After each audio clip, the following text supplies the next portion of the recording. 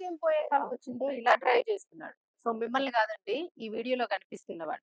నిజంగానే వీడికి పోయే కాలం రావడం కాదు. వీడితో పాటు పక్కనున్న వాళ్ళకి, వెనకనున్న వాళ్ళకి, సైడ్‌లో వెళ్తున్న వాళ్ళకి అందరికీ పోయే కాలం వస్తది ఇలాంటి వాళ్ళు ఉంటే.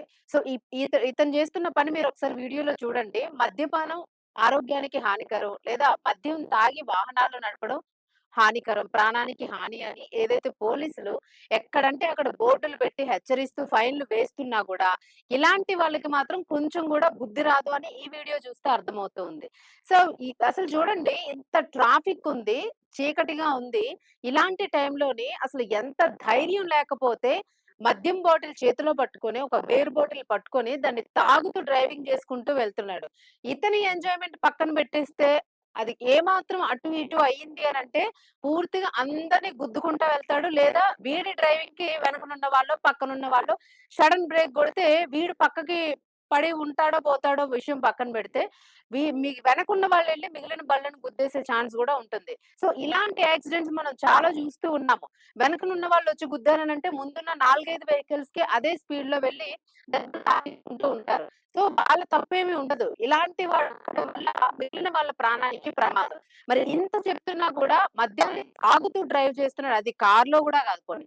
కార్ క్లోజ్ చేసుంది. పెద్దగా ఏం కనిపించదు అని అనడానికి. ఓపెన్‌గా ఉండి బైక్ డ్రైవ్ చేస్తూ ఒక లెఫ్ట్ హ్యాండ్‌లో మందు బాటిల్ పట్టుకొని డ్రైవింగ్ చేస్తున్నాడు.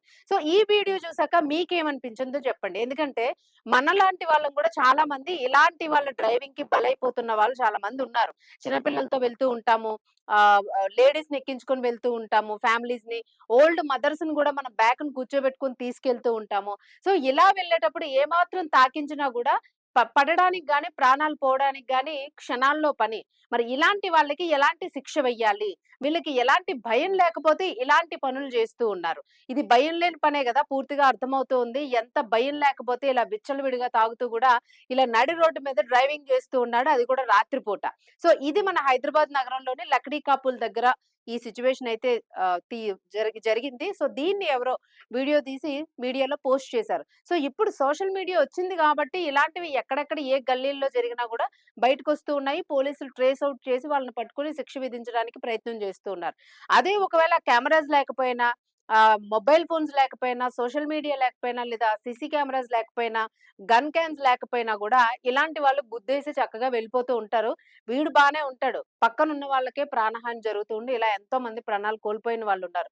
హెల్మెట్ లేదు, చేతిలో మద్యం బాటిలు. ఎలాంటి శిక్ష వేయాలి వీడికి? సో, తప్పకుండా దీని మీద ప్రభుత్వము కఠినమైన చర్యలు తీసుకోవాలి. అధికారులు అసలు విడిచిపెట్టనంటే విడిచిపెట్టకూడదు. లైసెన్స్ కంప్లీట్‌గా రద్దు చేయాలి ఇంకొకసారి బండి తీయకుండా ఇలాంటి వాళ్ళకి.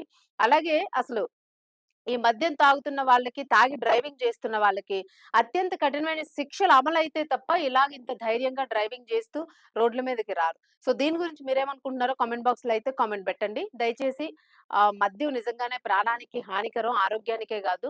మీరు మద్యం సేవించి డ్రైవ్ చేస్తే పక్క వాళ్ళ ప్రాణాలకి, చిన్నారుల ప్రాణానికి, వృద్ధుల ప్రాణానికి, అక్కడే మన తల్లిదండ్రులు, మన పిల్లలు ఉన్నారేమో, ఉంటారేమో అని అలా ఆలోచించి మీరు డ్రైవ్ చేసే ముందు ఒక్క క్షణం ఆలోచించి మీరు ఇలాంటి పనులు చేయండి. ఎవరికైనా మద్యం అలవాటు ఉంటే దయచేసి తాగుతూ డ్రైవింగ్ మాత్రం చేయకండి.